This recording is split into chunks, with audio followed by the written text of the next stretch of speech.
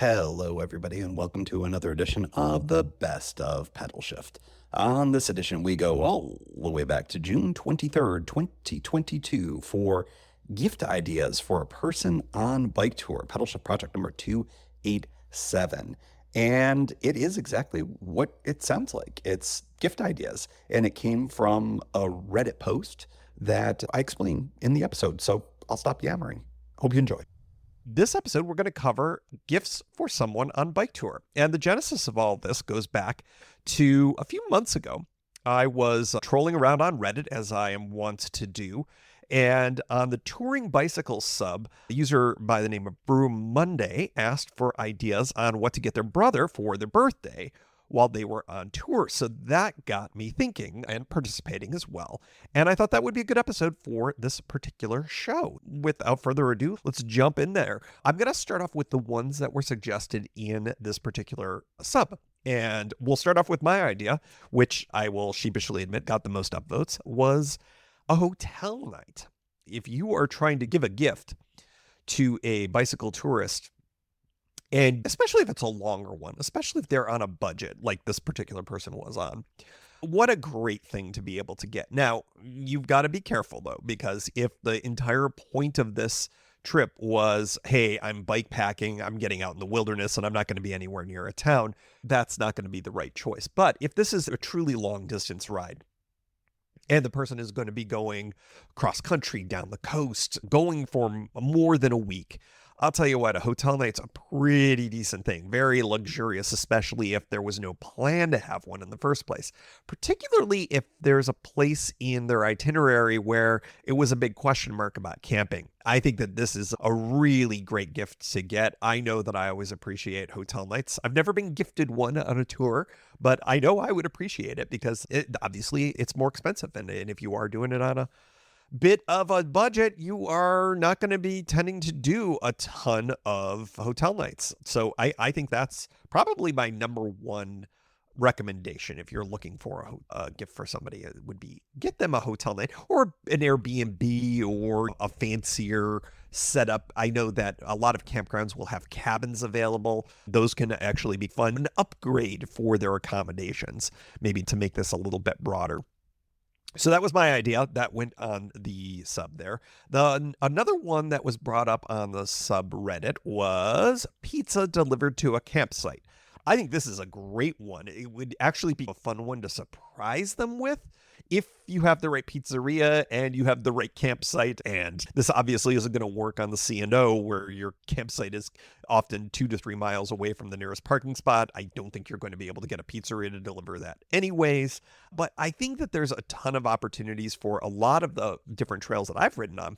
I'm thinking of the Ohio to Erie Trail, where there were campsites like literally on the edge of towns, established ones, real ones, not stealth ones. And I think that you could probably call the local pizzeria, and assuming that they'll take your credit card over the phone or you can order it online, I'm sure you could probably pull this off. In fact, I wouldn't be surprised if you weren't the first person to order a pizza at that pizzeria for that campground. So that's a really fun one. I like that. And again, if you can get the surprise element involved there and chat with the folks at the pizzeria, all the better. And of course, this goes true. Pizza is just one thing. Of course, any kind of food delivery is pretty awesome. And what's interesting these days with Uber Eats and all these other kinds of things, it's not just pizza delivery that's necessarily available. Now, most of these things tend to happen in cities. So I think when you're in smaller communities, it's going to be your pizza, your Chinese. I'm trying to think who else would deliver in a smaller community, but it's probably stuff like that. Anyways, getting some food delivered to the campsite, I think, is a fantastic idea. That was a pretty popular one as well. This one was interesting. I would never have thought about this one, mainly because I don't like massages, but getting someone a massage in one of the upcoming towns. That's a great idea for folks who do like massages. And especially, I don't know about the rest of you, but frequently when I am on a bike tour, if I'm not dialed in right with my handlebar height and my seat height and all that other stuff, I'll get creaky in the neck. I'll have pain in the back and stuff like that. And I know that's a really common thing for bike tours. So a massage strikes me as something that can help with that kind of a thing. I am weird. I've never liked massages. I don't like them. I don't care for them at all. And so this would not be a good idea for me or for someone who has a similar preference or lack of preference. But I know most people like massages, so I think that this is a great idea. Massage in one of the upcoming towns was another one of the choices from the Redditors there. The last of the ones that I'm going to mention on this particular subreddit was an e-reader, which I thought was really interesting. Now, this is pretty specific. The person that had suggested this said, hey, I'm constantly reading this thing, sips on batteries and all that other kind of stuff. I think that this works really well if your gift recipient is a reader, if they don't have something like this, if you think they'd like it, if you didn't think that it would be too much for them to carry. They're very light. They're really easy to charge. They hold a charge forever, especially some of the e-ink ones that are available out there. I think that's a really good one. Now, for me personally, I use my phone for everything. Bringing along an extra device, I don't think I would necessarily use, but hey, it would certainly be an interesting and welcome gift if somebody wanted to get me something like that. I'm not asking for one, by the way. I don't know if I would use it, but anyways, I think it's a great gift to the right person. That was it for the ones that were within the particular subreddit, which was surprising. I was hoping there would be like dozens and dozens of them. So I brainstormed up some additional ones to add to the list here. And I'd be really interested if you all have any ideas to add to this list. We'll make sure that we circle back and add them in a future episode. One of the ideas that I had was a gift card for a grocery store that's upcoming. Now, a lot of times you're going to be going, I'm thinking of the Pacific Coast. California and Oregon Safeways are fairly ubiquitous. Not every town. That's a chain supermarket that you're definitely going to hit at some point on your trip. You may go a few days between seeing one, but the likelihood of you seeing one is pretty high.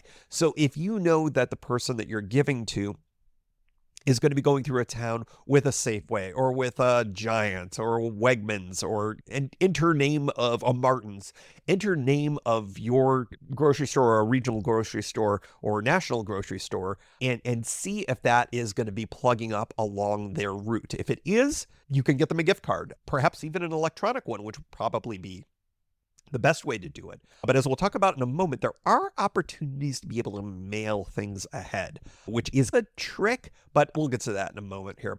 Another thing about doing things remotely, putting money into an account, I'm not a huge fan of dining at fast food establishments, but as you all know, I do, and I do it frequently, so I'm not going to diss on them. But they're frequently a really great idea for getting some good Wi-Fi to be able to charge up and bang for the buck calories. It's hard to beat that. Is it the healthiest thing? No, but occasionally it's your best option in any given town. So most of these big national chains have cards or accounts that you can populate with money. So you could create an account if you don't know if they already have one. You can let them know, hey, get their app, and then I've created an account for you. Here's the login. And by the way, you now have $30 on it or $50 or $10 or whatever.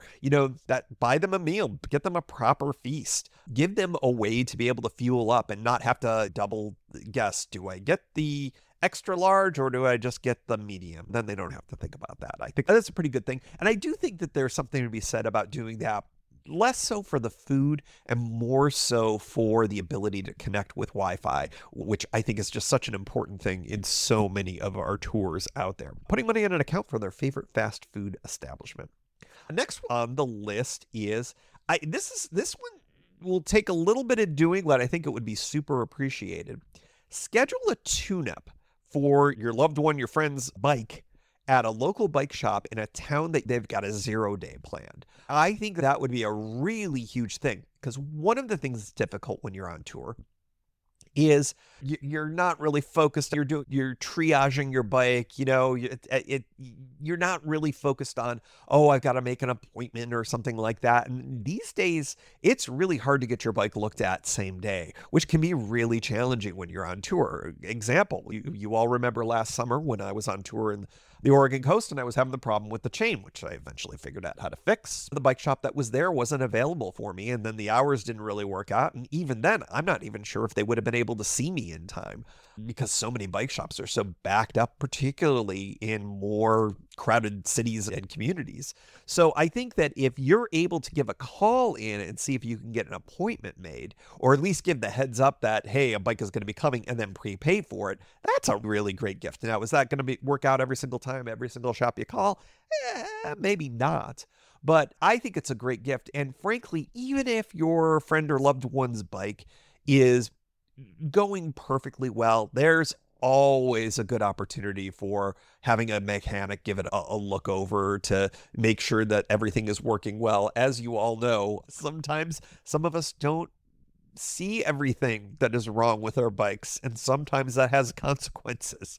Like many of my recent bike tours, as I think about it, yeah, between the chain in Oregon and the tire in California, yeah, I've been having issues with that. I just went over my bike, the Big Safari, which I have not ridden on a proper tour in what feels like forever, but I gave it a really good once over today before I started recording this. And you better believe that everything is looking tip top right now. Gave it a good once over on the tires, took a look at the brakes. Everything's nice and clean. I even cleaned the chain and lubed it up. I know the king of bad chain maintenance maintained his chain.